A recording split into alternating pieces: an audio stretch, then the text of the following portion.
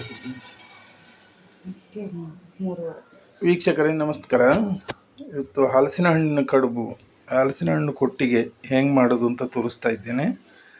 ಅದಕ್ಕೋಸ್ಕರ ಒಂದು 5 ಗಂಟೆ ಅಕ್ಕಿ ನೆನೆಸಿಟ್ಟಿದ್ದೇನೆ. ಬೆಳ್ತಿಗೆ ಅಕ್ಕಿ 3 ಲೋಟ ಅಕ್ಕಿ ತಗೊಂಡಿದ್ದೇನೆ.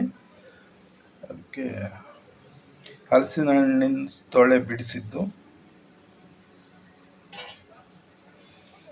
ಅದು ಸಾಮಾನ್ಯ ಒಂದು ಅರ್ಧ ಕೆಜಿಯಿಂದ 3/4 kg ಅಷ್ಟು ತೊಳೆ ಇದೆ. ಇದು ರುಬ್ಬಿದ ತೊಳೆ.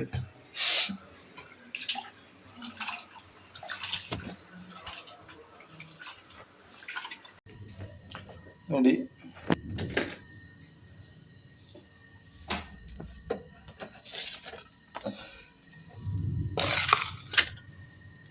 ಬೆಲ್ಲ ಒಂದು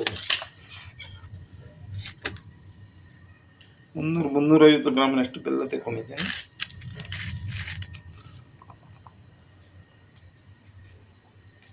ಇದು ಅಕ್ಕಿ ಮತ್ತು ಹಲಸಿನ ತೊಳೆ ರುಬ್ಬಿದ್ದು. ಅದಕ್ಕೆ ಬೆಲ್ಲವನ್ನು ತೋರ್ತಾ ಹಾಕ್ತಾ ಇದ್ದೇನೆ. ಹಿಟ್ಟು ರೆಡಿಯಾಗಿದೆ. ಹಲಸಿನ ತೊಳೆ, ಅಕ್ಕಿ, ಬೆಲ್ಲ ಇಷ್ಟೇ ಹಾಕಿದೆ. ಈಗ ಬಾಳೆಹಣ್ಣೆ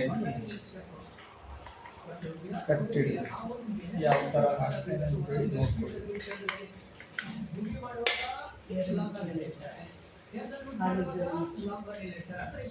ತೆಳ್ಳಗೆ ಬಂದಷ್ಟು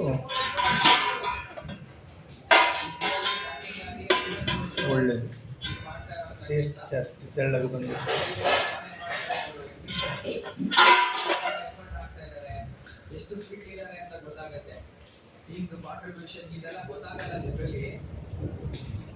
ಇದರಲ್ಲಿ 2 ಇದೆ, ಒಂದಲ್ಲಿ ಡಬ್ಬಲ್ ಹಾಕ್ತಾ ಇದ್ದೇನೆ.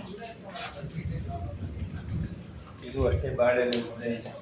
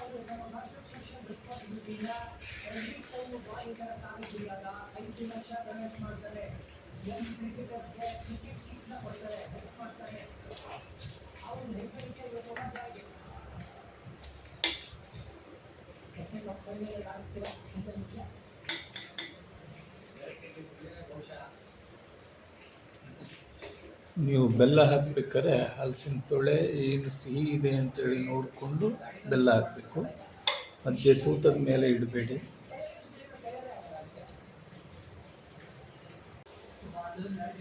ನೋಡಿ, ಎಲ್ಲ ಬಾಳೆ ಎಲೆಯಲ್ಲಿ ಕಟ್ಟಿ ಆಯಿತು. ಇನ್ನು ಸ್ಟವ್ ಹಚ್ಚಿ ಬೇಯಲಿಕ್ಕೆ ಇಡ್ತೇನೆ. ಅಲ್ಲಿ ಒಂದು ಅರ್ಧ ಗಂಟೆ ಬೇಯಬೇಕಿದೆ.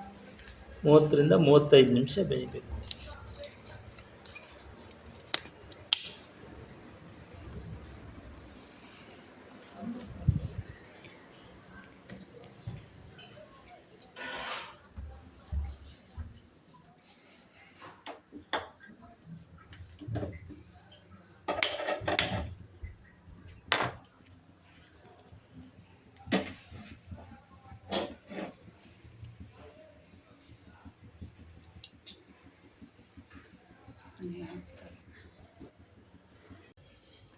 ವೀಕ್ಷಕರೇ, ಹಲಸಿನ ಹಣ್ಣಿನ ಕಡುಬು ರೆಡಿಯಾಗಿದೆ.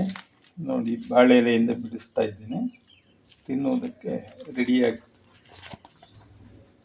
ಇದಕ್ಕೆ ಮೇಲಿಂದ ಒಂದು ಸ್ಪೂನ್ ತುಪ್ಪ ಹಾಕಿ ಹಾಗೆ ತಿನ್ಬೋದು. 1 ವಾರ ಇಟ್ಟು ನಿಮ್ಗೆ ಇದು ಕೆಟ್ಟು ಹೋಗಲ್ಲ. ಇದು ದಿನ ಹೋದಂಗೆ ರುಚಿ ಜಾಸ್ತಿ ಇರುತ್ತೆ.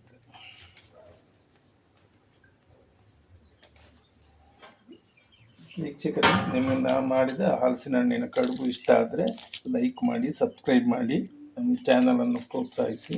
ಧನ್ಯವಾದಗಳು.